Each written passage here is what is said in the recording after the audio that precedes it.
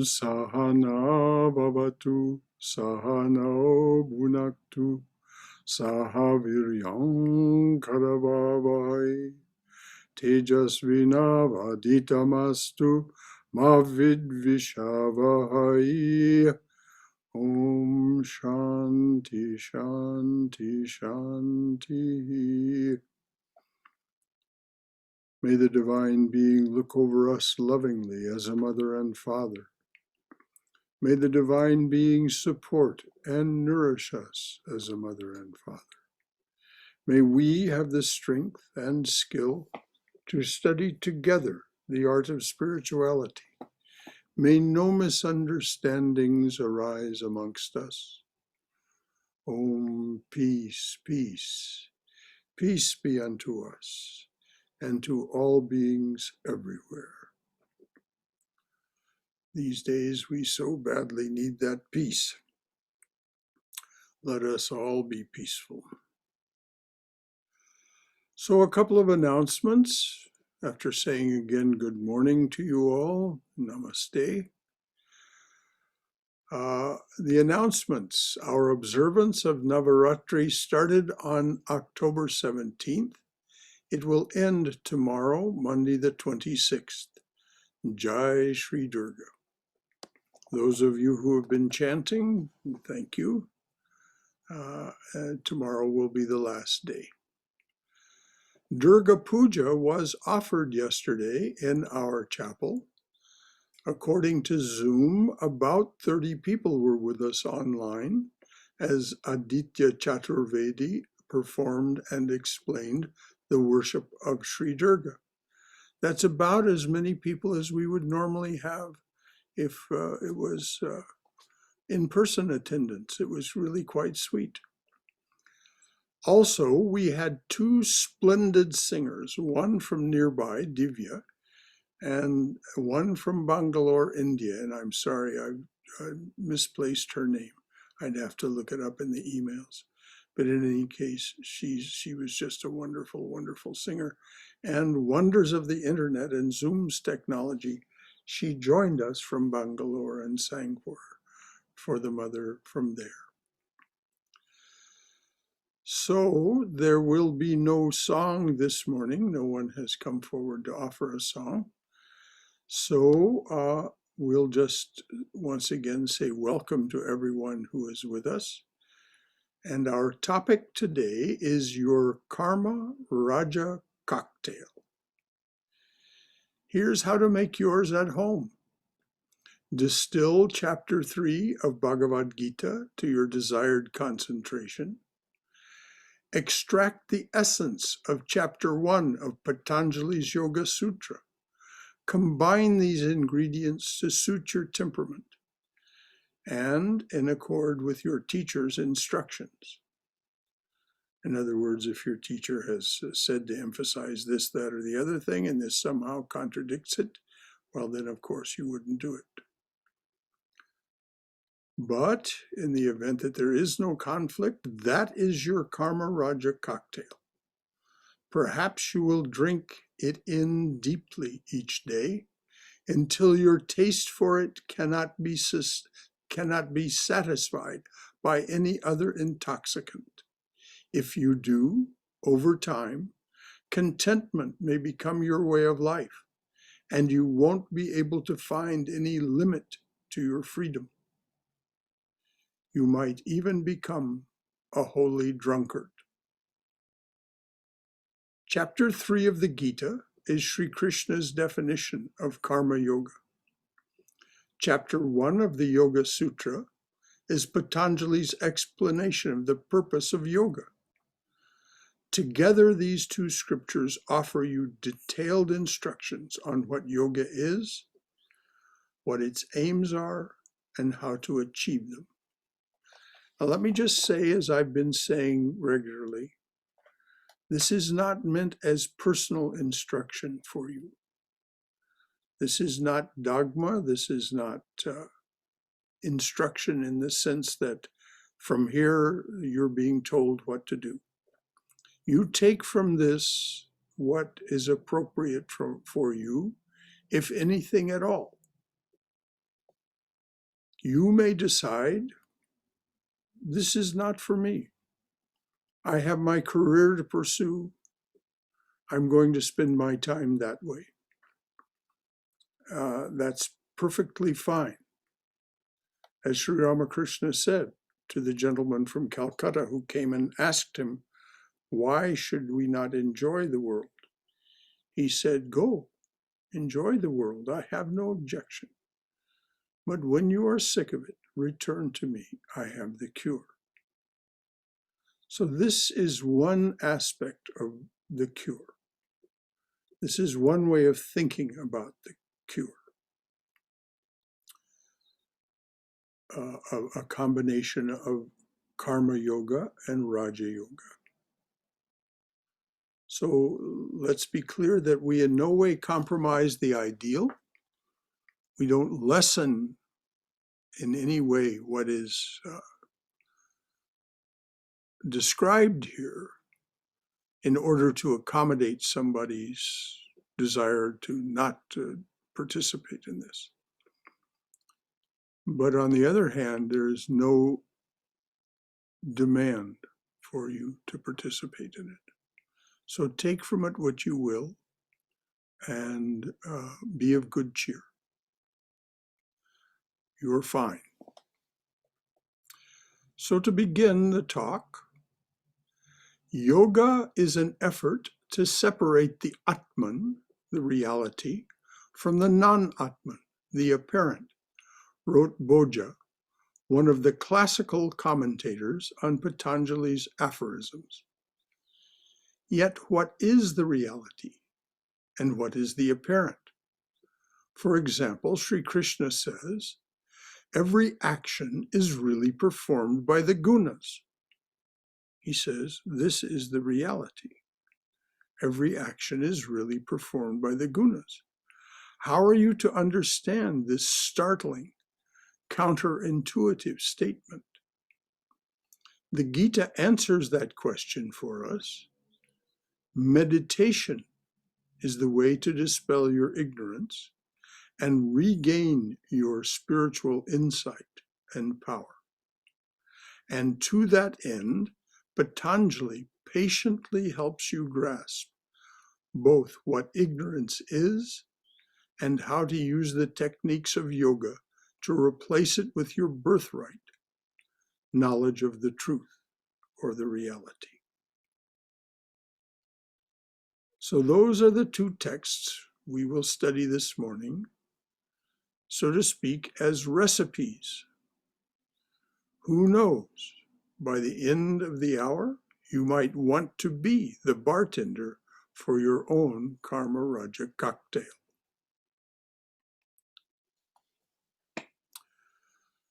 Karma Yoga, the yoga of action, and Raja Yoga, the yoga of sinking into silence, may seem at first incompatible. You will see as we proceed this morning, there is a way of thinking about it that makes them not only compatible, but very integrated, very integrated.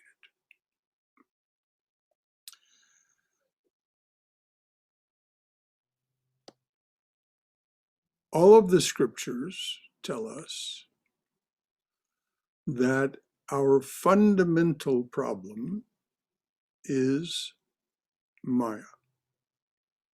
Maya is another word for our inborn, that is to say, it comes with the package. It's not laid on. It's simply part of being a participant in the duality. Our ignorance is our fundamental problem. So here is what Sri Krishna says about your and all of our most fundamental ignorance. Every action is really performed by the gunas. Man, deluded by his egoism, thinks, I am the doer.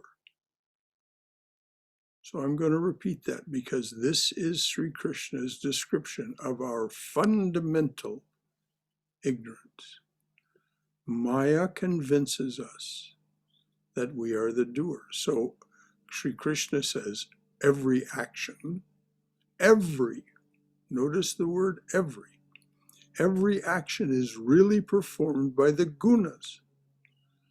Human beings, deluded by their ignorance, think, I am the doer. Now that certainly seems to be the case, doesn't it? I mean, but Sri Krishna goes on. But he who has true insight into the operations of the gunas and their various functions knows that when senses attach themselves to objects, gunas are merely attaching themselves to gunas.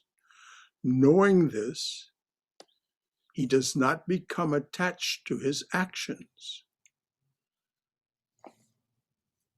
So let's break that down. Sri Krishna says, he who has true insight into the operations of the gunas, and we'll describe how that insight is obtained, and their various functions. And remember, Sri Krishna said everything, every action is performed by the gunas. If you have that insight, you know that when senses, which are a form of the gunas, attach themselves to objects, which are a form of the gunas, gunas are merely attaching themselves to gunas.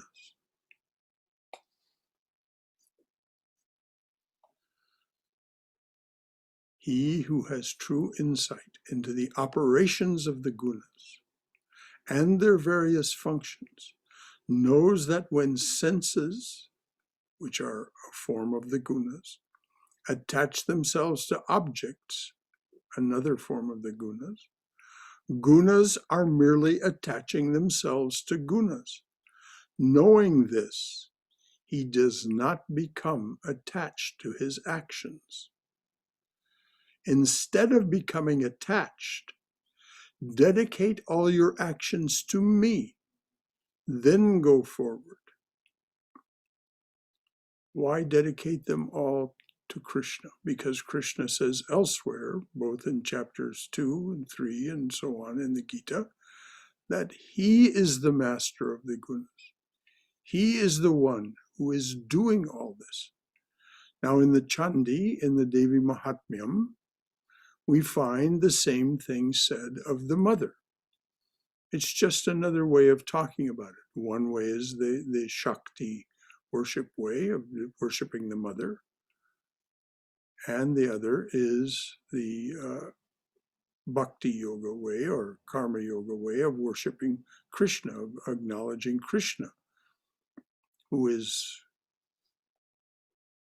the son of her son. Mother as the divine being, mother as the divine feminine, has the son Vishnu. Vishnu is the sustainer and protector of the universe. And Vishnu takes various human forms called incarnations or avatars, of which Krishna is one. As Vivekananda said of Sri Krishna, he is but a shadow of the mother. And if we remember in the Gita, at one point, Sri Krishna takes Arjuna to a huge tree. And at a distance, he says, what do you see?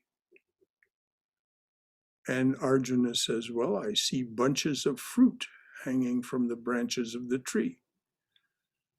And Sri Krishna says, come with me closer. And it is bunches of Krishnas.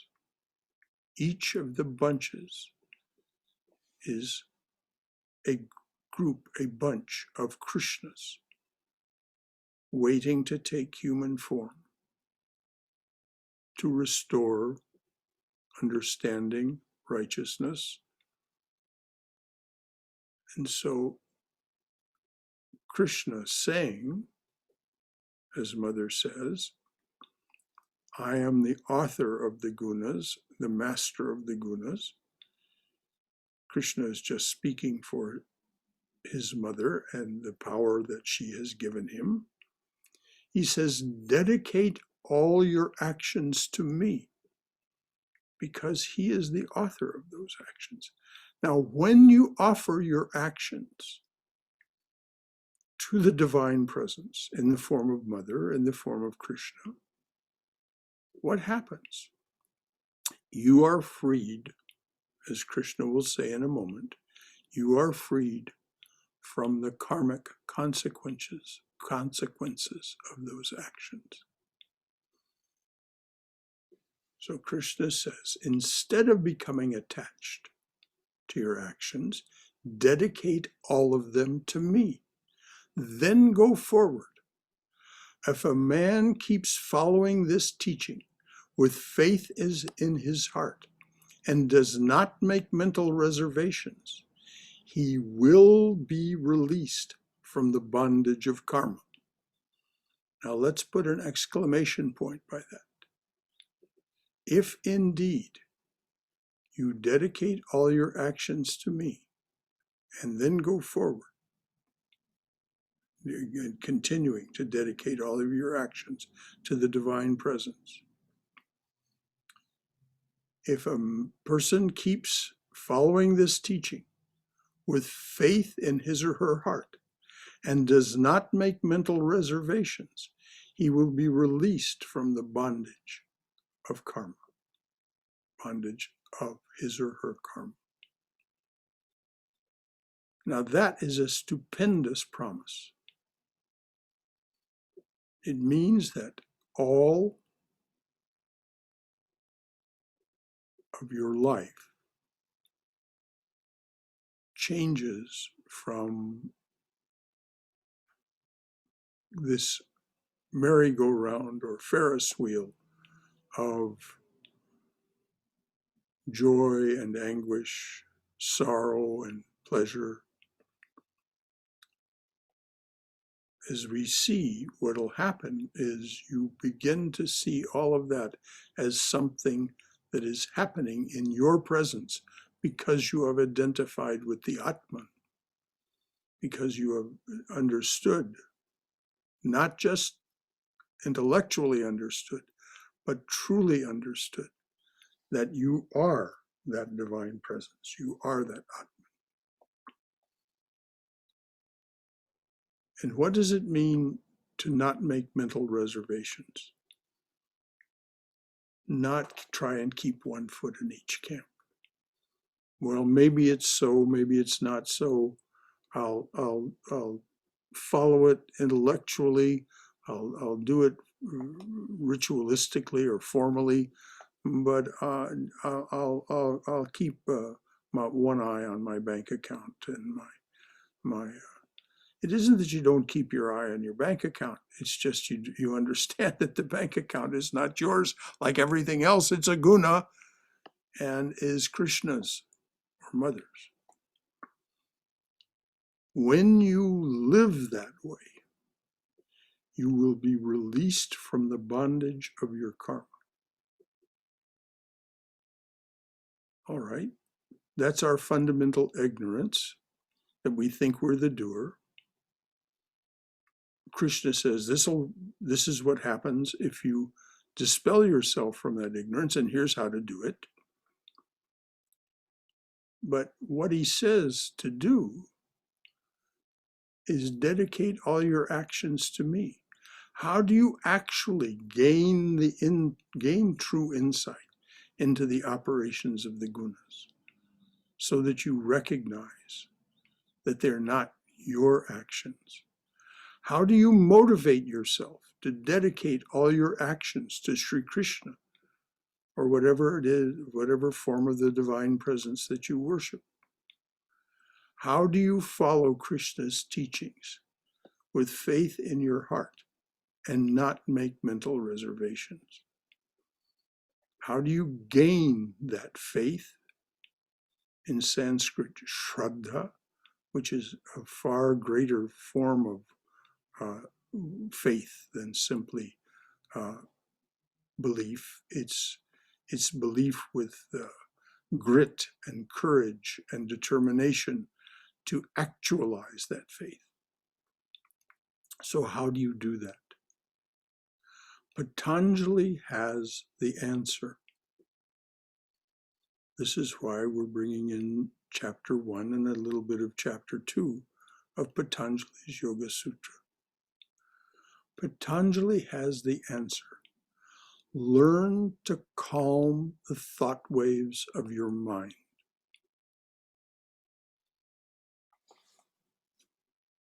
The thought waves are an artifact of our left mind. It's constantly busy, as we know. How do we learn to calm those thought waves? And what happens? When your mind is calm, you actually experience that you are the witness, not the doer.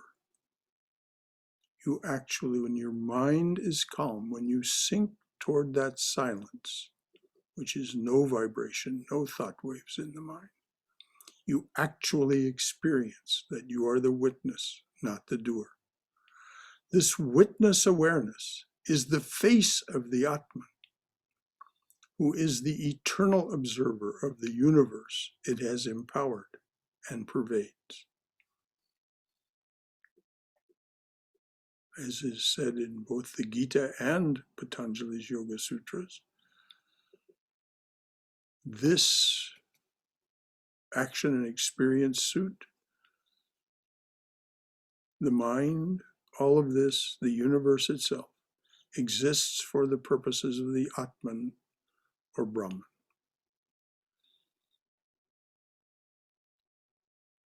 So the witness awareness is the face of the Atman, who is the eternal observer of the universe it has empowered and pervades.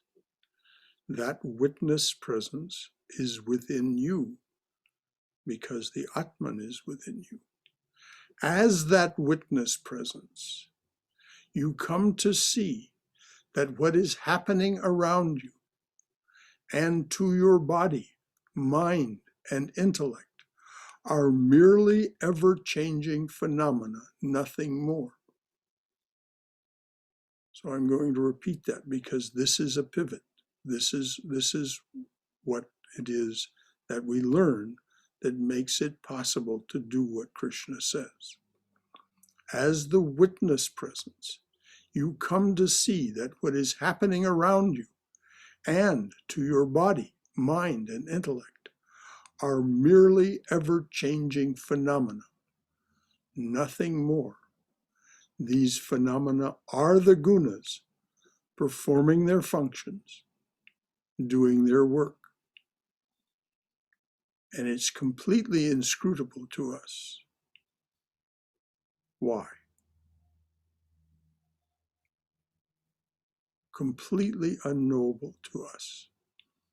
We can observe that it is happening. But karma, in all of its forms, which is what is producing the energy that's creating the gunas' particular actions and functions, far too complicated for our finite minds. So as the witness presence, you come to see that what is happening around you and to your body, mind, and intellect are merely ever-changing phenomena, nothing more. These phenomena are the gunas performing their functions, doing their work. At first, your experience of this may be a little like watching a movie.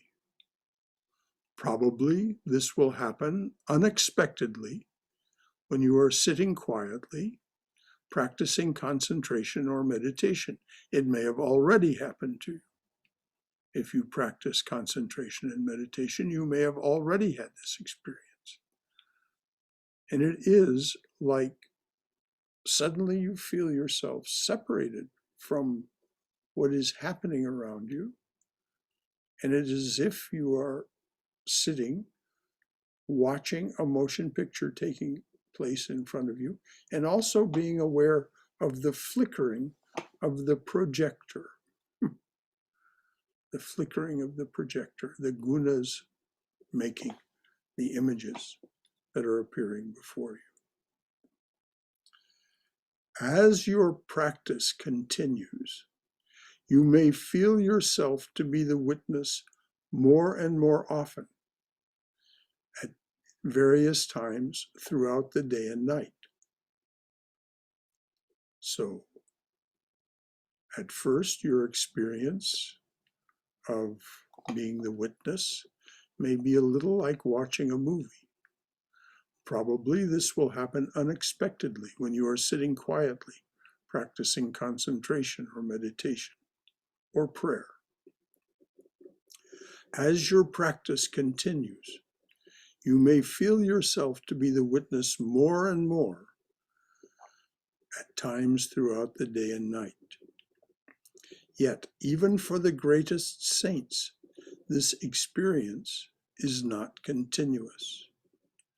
As Sri Ramakrishna says, even the most skilled singer cannot keep her voice always on the highest note. To be in that witness awareness. But what happens is, once you've had the experience and it repeats itself, you remember, even when you're not in that particular mental space, that particular spiritual space, you remember. And so that memory governs your responses to what happens. But during those periods of witness awareness, you see clearly the truth of what Sri Krishna says. You are not the doer.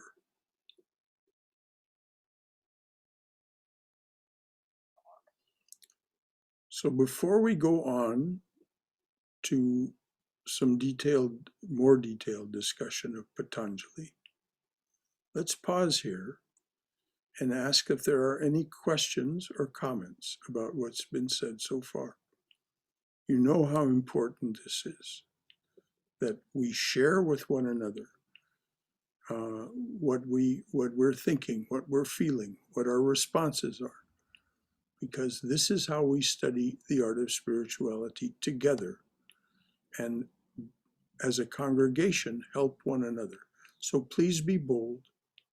Anything that you feel that you want to ask a question about or make a comment on, please do.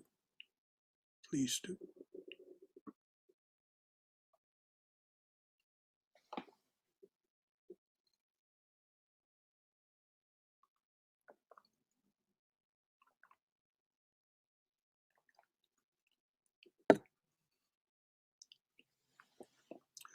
Well, apparently no one feels so motivated. Is that the case? Nobody has anything they want to say or ask? Shankar, can you hear me? Of course I can hear you, Bhagirath. I'm so glad you spoke up. I spoke up because I thought up.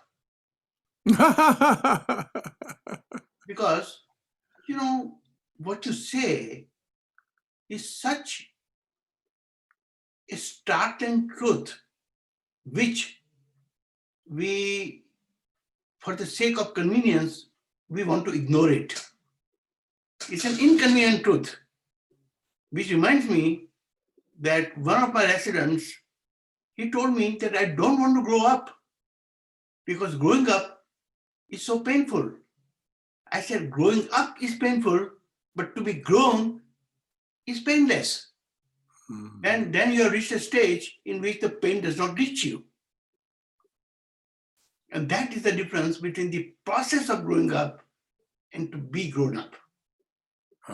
As an example, I would say, have you ever seen any of the murtis or pictures of people like Buddha, Jesus Christ, Krishna, in which they were crying or they were miserable? No, not they did not have that experience, but they could siphon it off, they could filter it off by the understanding which you created in your initial thought and lecture. That detachment, and that detachment is not unusual. For example, I was thinking that nowadays, even in surgery, we do not induce complete anesthesia. When you are doing the surgery, the patient is completely aware. He sees in the mirror, he can see how his abdomen has been opened up, but he does not feel the pain because he has dissociated himself. He doesn't think at that time, this is my body. He thinks it is a body.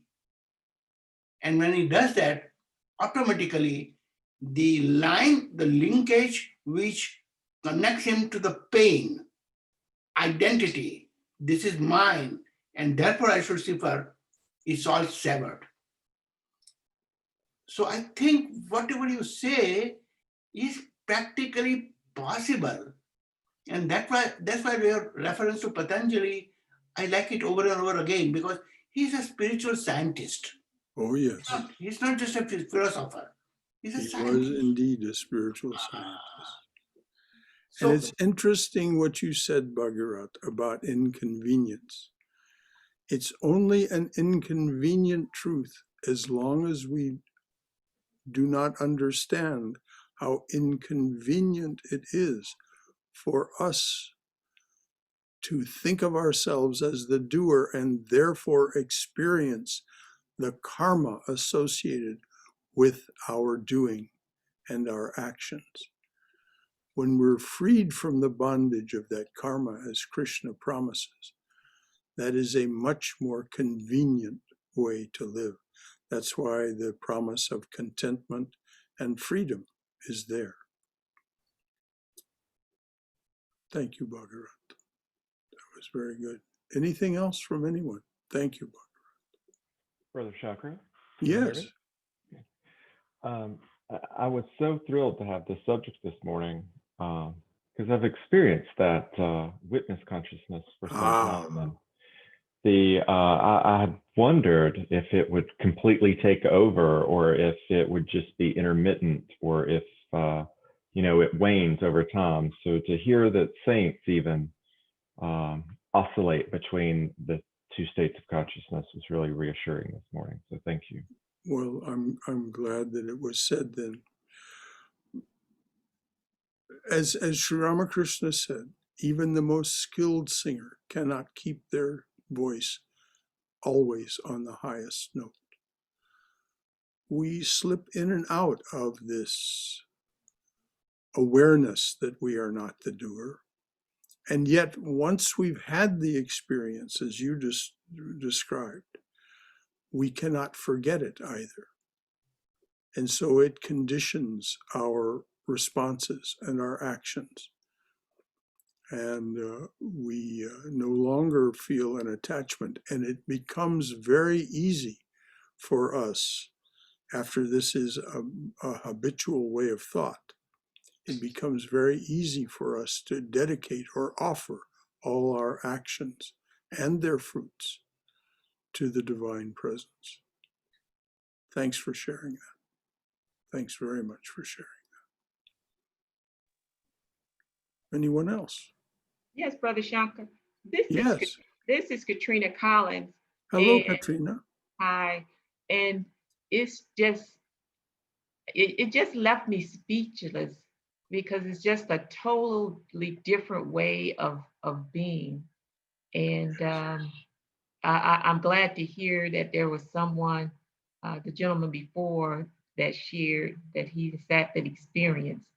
But it's just a totally different way of being. Yeah. And yet it's accessible to each of us, Katrina.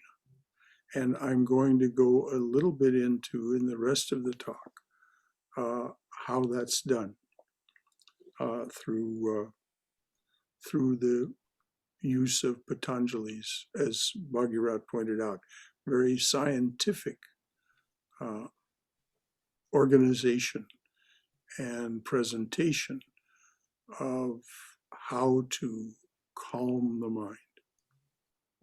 Thank you. Yoga, the first aphorism is, yoga is control of the thought waves of the mind. That's the very first aphorism in Patanjali's Yoga Sutra. And then in great detail, he explains how that's done, how it's done. And this allows us to access that place where we see clearly that we are the witness, and that what is happening to us and around us and through us is just as Krishna says. It is just the gunas doing their work. And we are the witness. And once we access that, and once we really sense it, then everything changes and our self-identification changes to where we see ourselves as the witness and not the doer. Thank you, Katrina. Anything else? Yes. Robert? As a musician, it's something that you recognize all the time when you're playing that you're not the doer. Mm-hmm. But the task becomes to expand that to other areas of your life. Yes. And I'm sure other people that do other things in some facet of their life, they recognize it, but not recognize it in others. So I think the task is to be able to include other dimensions of life and other dimensions, and I assume that eventually you would get to the point where you recognize that the entire life, everything that you do, everything you don't do, is all, the same. Well, it's because you identify with the witness, the one who is observing all this. You come to have that identification. As you have said, and as other musicians and other artists and scientists and everyone too, but music is one of the easiest ways for this to happen. Sports people also remark on it. They watch themselves doing what they're doing, and they marvel at it. They watch the other people that they're doing it with, and the perfection with which they're doing it, and marvel at that too. And they see the energy, the great life energy flowing through these people and flowing through themselves and creating these wondrous effects, these wondrous actions. And yet they don't identify with them because they're identifying with the witness. Thank you, Robert.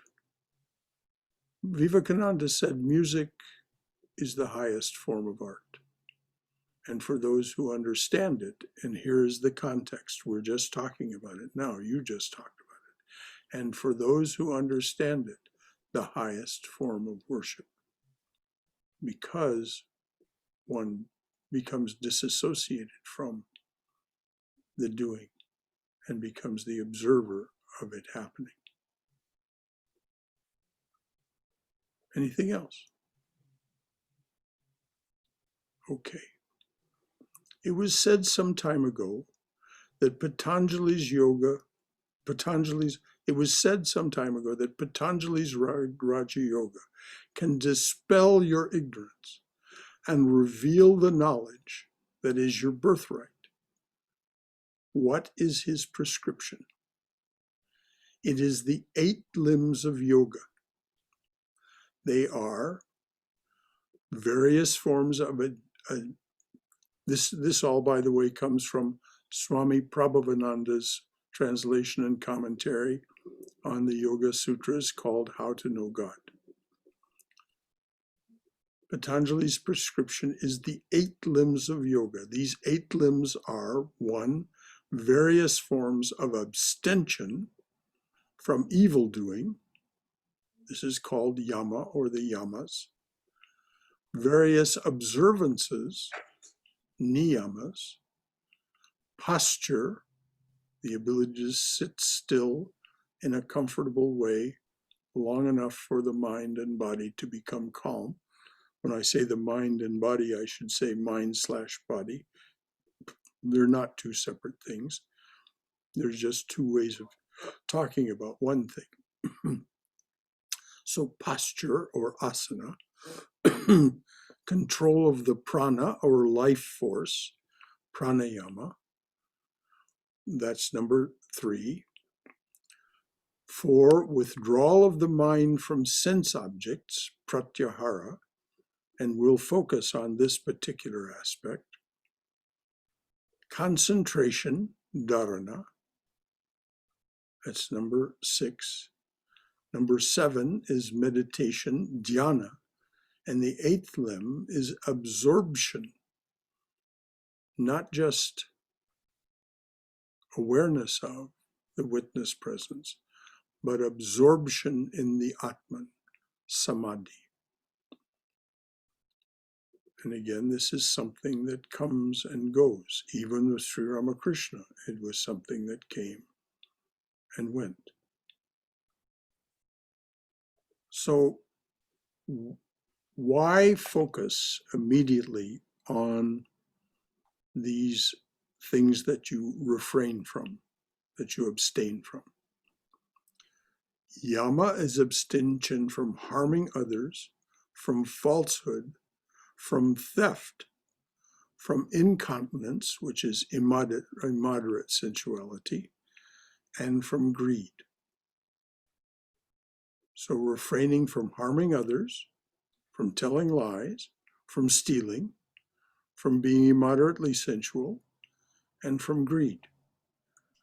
Why? Is it so you'll be a good person? Well, yes, you want to be a good person, but that's not the point. It is absolutely not the point. The point is so that you no longer have a relationship with the world that is one of adversity. If you are harming others, it's because you think you need to. It may even go to the point of enjoying it, but that's demonic. That's not a normal human being. If you are harming others, other living beings, and you have this attitude of contention, of being averse to the world, I have to take from the world, then you will harm others. You will lie. You will steal. And to reward yourself for your loneliness, you will be immoderately sensual. And you will be greedy, taking more, taking,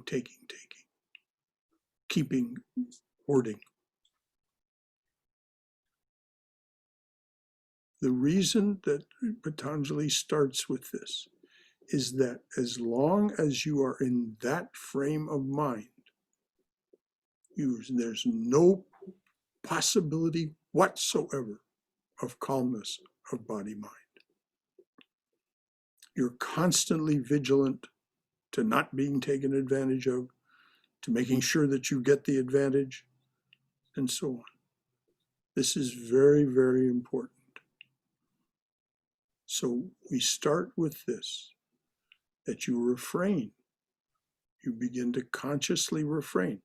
This is, you still believe yourself to be the doer at this point, because you haven't attained the calmness of mind to see otherwise. So this is self-effort. In the beginning, there is self-effort. You stop harming others. You restrain your willingness to lie to get what you want or to evade responsibility for your actions. You don't take more than you need, which is all taking more than you need is a form of theft. You don't reward yourself by being sensually immoderate, which turns into addiction very quickly, overeating, too much sex, all those things, and from greed. You don't feel the need, or you restrain your feeling of need to hoard, to have more than you need. That's why it starts with that. Then the niyamas. These are observances. They're what you replace what you have been doing when you have this attitude of adversity toward the world. You replace those thoughts and actions with thoughts of purity, contentment. And this word I'll explain in a moment. Mortification.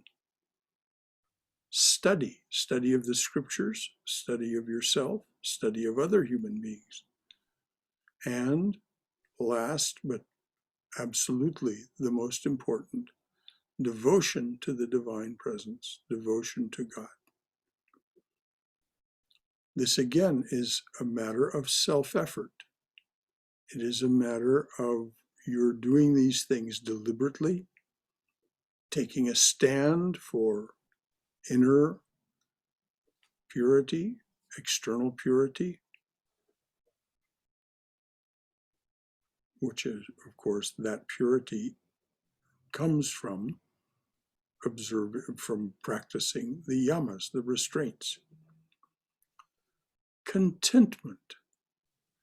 Contentment means not being unhappy with the conditions of your life. It doesn't mean you don't try to improve yourself and your situation, but you're not anxious about it. You just do what's needed to get the promotion, get a better job, get a better quality of client, one that's more congenial to you, whatever it is. Mortification, as I said, I'll talk about that in a moment. Study of the scriptures. What is study of the scriptures? You're presenting yourself with these higher truths and comparing them with the way you normally think and speak and act, and saying, if I'm going to achieve what they say I can achieve here, then I have to change the way I think, speak, and act. That's what study means. Study isn't just getting it in your mind as an intellectual idea. That's the shravana part, that's the hearing or reading. But it's when you actually process it, assimilate it, consider what the truths are versus the way you normally behave and think and act. And then devotion to God. And in this devotion then comes this ability to offer, dedicate your actions to God. Now, as I said, I'm going to talk a little bit about mortification. And actually what I'm going to do is read what Swami Prabhavananda said about it in his book, How to Know God. Regarding mortification, the Sanskrit word used by Patanjali in this aphorism is tapas, which means in its primary sense, that which generates heat or energy. Tapas is the practice of conserving energy and directing it toward the goal of yoga, toward union with the Atman. So, conserving energy means not spending energy getting things you don't need, doing things you don't need to do, doing things that don't lead to where you need to, where you want to go. You conserve that energy. Again, this is self-effort in the beginning. You're consciously making these thoughts and actions and directing them toward union with the Atman, with that goal in mind. The Swami goes on, obviously, in order to do this, we must exercise self-discipline. We must control our physical appetites and passion. But what is psychologically misleading about the three above-mentioned English words is that they all stress the grim, negative aspect of this self-discipline instead of the joyful, positive aspect.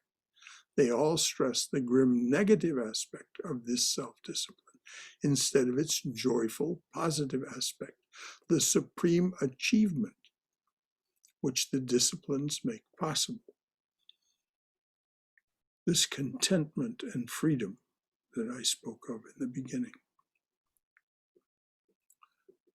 To stress the negative aspect of self-discipline is to contribute to the vast amount of indirect propaganda which is made in our society against the spiritual life. Most people, when they speak of a monk's discipline and austerities, do so with awe and a certain horror. They find such a way of life unnatural.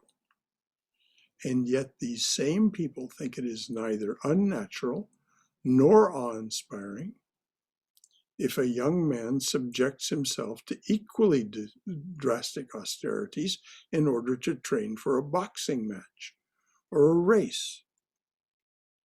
This is because everybody can understand why we should want to win a boxing match. Why one should want to find God is much less apparent. And that's why I said in the beginning, the very beginning, this may not appeal to all of us. We may not have that desire to find God. That may not have arisen in us yet. And that's perfectly all right. When Sri Ramakrishna said, go, enjoy the world, I have no objection. But when you are sick of it, return to me, I have the cure. That's when it becomes apparent to us why we should want to find God. When we are thoroughly sick of the world, or call it what you will, disenchanted, and so on.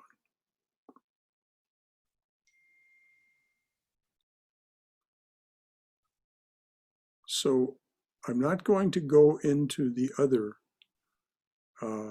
6 limbs of yoga until next month. Next month, we've been studying Karma Yoga this month. Next month, we'll study Raja Yoga. And I'll go into the other 6 limbs of yoga at that time. But now, returning to where we began, the recommendation is to make your own Karma Raja cocktail, distill chapter 3 of the Bhagavad Gita to your desired concentration. Obviously, that means reading it, not once, but a number of times, until you have taken from it what you need. That's what's meant by distill it to your desired concentration. Extract the essence of chapter 1 of Patanjali's Yoga Sutra. Again, it means that you read those sutras that are chapter 1. It's the longest chapter of the Yoga Sutra. It's not long, but there's a good deal there. It explains the aims and purposes. It explains what you can achieve by practicing Raja Yoga, Patanjali's Yoga Sutra. So once you've done these things, you've distilled chapter 3 of the Gita to what you want to take from it. You've extracted the essence of chapter 1 of the Yoga Sutra. Again, what it is that really reaches you and motivates you. Then combine these to suit your temperament. Again, there's no dogma, no formula. You decide for yourself, this is what's best for me. Combine them to suit your temperament. And if you have a teacher who's given you instructions, make sure that what you're doing and taking from these things is in accord with your teacher's instructions. And of course, there's always the opportunity to talk with your teacher about that, who will be overjoyed that you are studying chapter 3 of the Gita and chapter 1 of Patanjali's Yoga Sutra, and be happy to help you integrate it into your spiritual practice. So one recipe has been given for your Karma Raja cocktail. If you find it appealing, drink it in deeply each day until your taste for it cannot be satisfied by any other intoxicant. In other words, the worldly intoxicants will not compete with it. If you do this daily, if you practice these things daily for a period of time, contentment may become your way of life, and you find no limits to your freedom. You could even become a holy drunkard.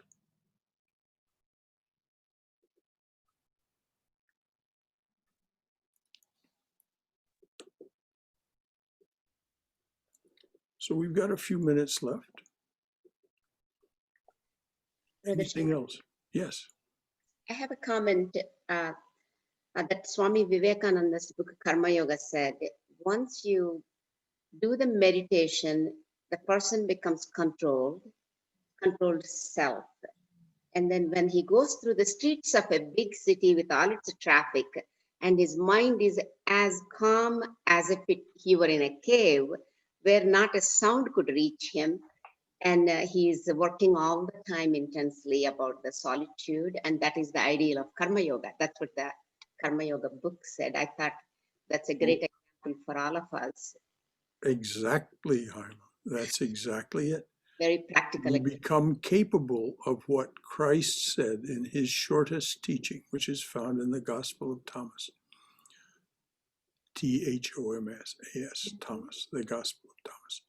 That teaching is be passers-by. Yes. You simply are not affected Right. by what you find in the street. Thank you. You are self-contained and centered in your understanding of who you truly are and what it is that's going on around you. Thank you, Haima. That was very well observed, and what a good contribution from Swamiji's book, Karma Yoga. Thank you, Darshan.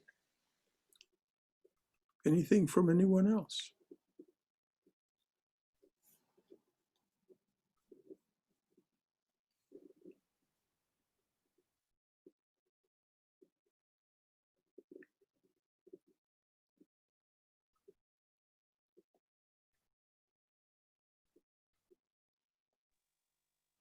Shankara, I do have a question.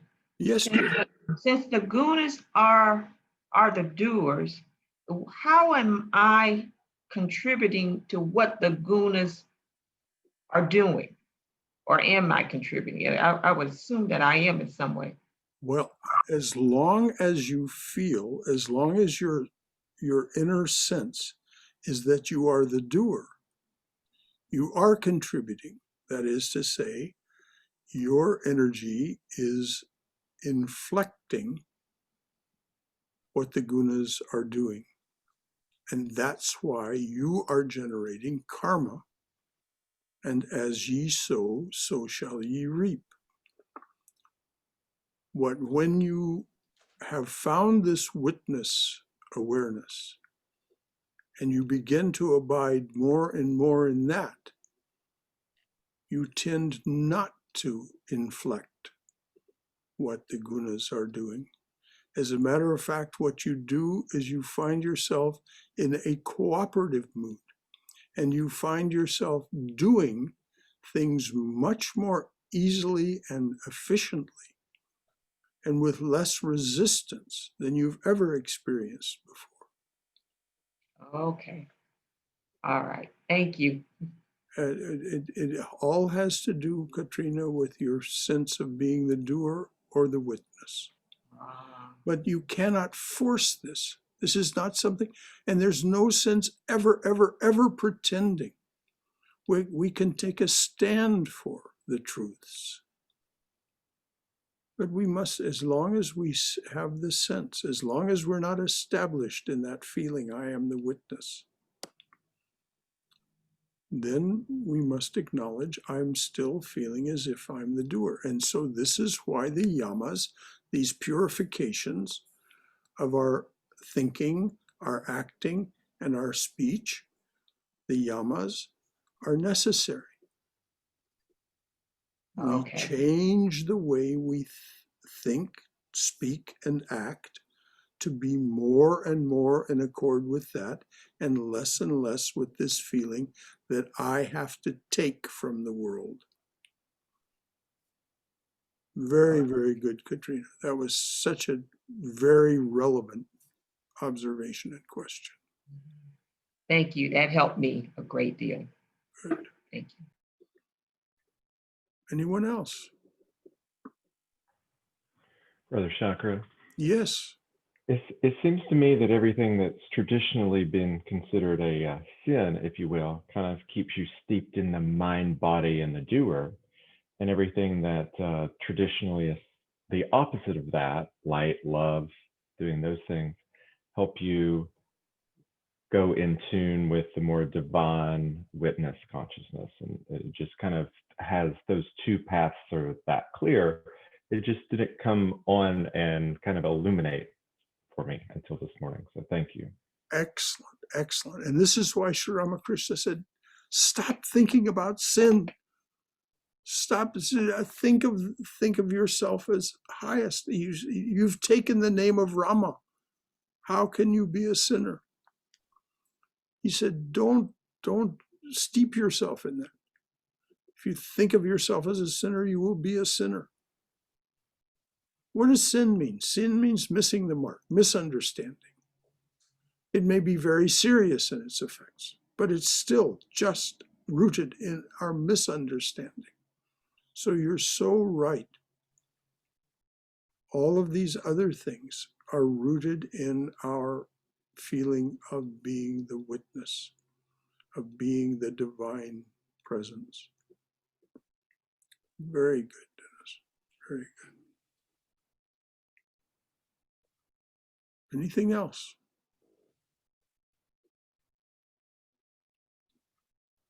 Brother Shankar? Yes, Bala. I'm sorry, Bhagirath. I keep expecting to hear from Balakrishna, but I don't hear from him. And so, Bhagirath, I'm delighted to hear from you. What is it that you want to say? What is in our name, Balakrishna or Bhagirath? It's the same thing. There are 2 points I wanted to insert. Number one, which you said, a positive way of looking at it, which again, for example, a diabetic patient cannot eat any sweet of whatever kind. So there are 2 ways in which you can look at it. I cannot take anything which is sweet, and I do not want to take anything which is sweet. Mm-hmm. This looks like seemingly a play of words, but in a psychosomatic complex in which we are living, it is of tremendous significance. When you say, I do not want to, that means it's your resolution. Mm-hmm. When you say, I do not have to, then it's a different resolution altogether. So Yes. in all these things, if you say, I want to be a witness is one way, and I have to be a witness is another way. Oh, you cannot. Yes, you're so right, Bhagirath. Delicate differences, but they dictate our way of feeling. and reacting. And the second point I wanted to make was in, for the moment it is going away from me, but I'll quickly remember. Yes, the word tapas that you brought. Now, the word tapas is entering our contemporary life in a very different sense, because tapas means burning away, or tapas also means burnt out. So when you have not properly set it afire, then you'll be burnt out. When you're done with an idea of getting rid of something which is not good for you, then it is burning away. And tapas is burning away, not burnt out. Very, very good. Yes, it is burning away that which is an impediment to your knowledge. Burning away. And the Swami said it is a matter of conservation. You conserve that heat, that energy that is created by your self-discipline, and use it productively. Very good.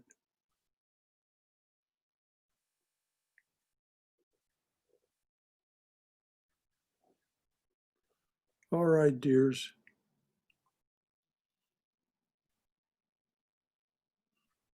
So it's so good to see all your names. So good to think of each of you. And I do notice who's here. And it's a joy. So let there be peace in outer space. Let there be peace in the sky, on the earth, and in the waters. Let there be peace in the herbs, the plants, and the trees. May the gods be peaceful. May the whole universe be pervaded by peace. Let this infinite universal peace prevail throughout my being. Om Shanti, Shanti, Shanti. Peace, peace, peace be unto us and to all beings everywhere. Jai Shri. So as I said, we started our observance of Navaratri on the 17th, and it ends tomorrow, Monday the 26th. So all of your thoughts of Durga, all of your thoughts of the Divine Mother, and what she is and does, are very instrumental in raising us up, raising the earth itself up. So all of you who have been chanting, thank you very much, chanting the Jai Shri Durga chant. And that finishes tomorrow, of course. And so, as we would normally do in the parking lot, if there were anything left that's normal, which there is not, of course, but we will still chant and put you in the Mother's loving and protective embrace. Jai Shri Guru Maharaj Ji Ki Jai. Durga, Durga, Durga.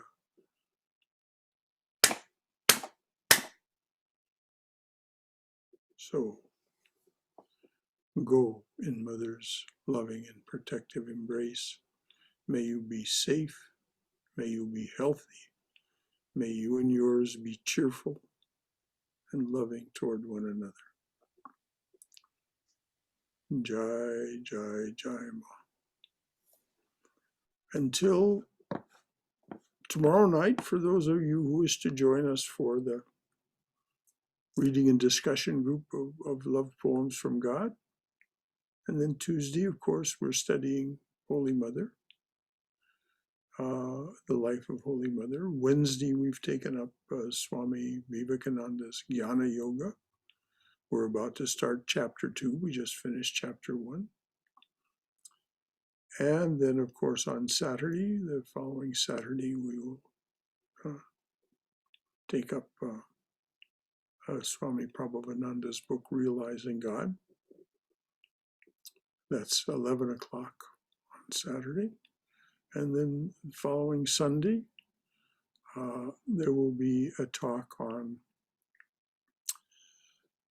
the other 6 limbs of Raja Yoga, Patanjali's Yoga Sutra.